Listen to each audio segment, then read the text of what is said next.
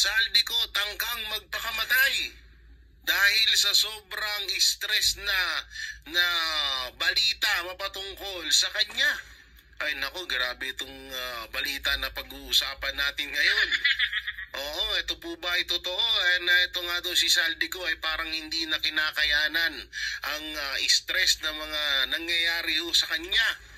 Dahil alam naman ho na siya ang hinahanap ng buong Pilipinas.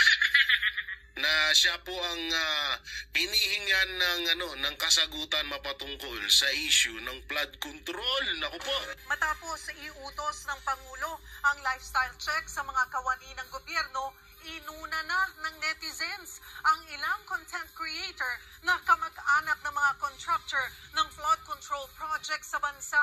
Binabalandra raw kasi nila ang marangyang pamumuhay habang problemado ang mga Pilipino sa paulit-ulit na baha. Nasa frontline ng balitang yan, si Gio Robles.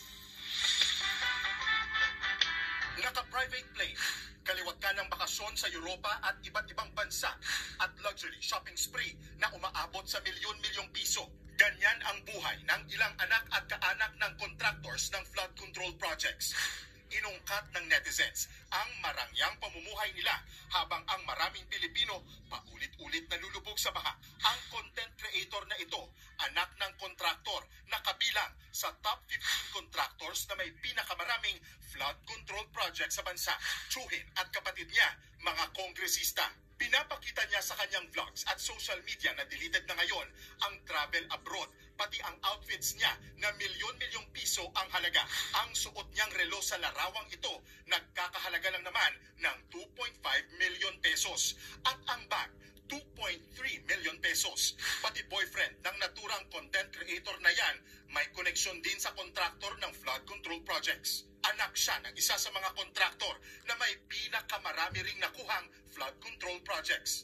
Sinilip din ng netizens ang buhay ng isa pang vlogger. Panay travel at shopping haul din siya. Ang tatay niya, may-ari umano ng kumpanya na nasa likod ng bilyon-bilyong pisong flood control projects sa Central Luzon.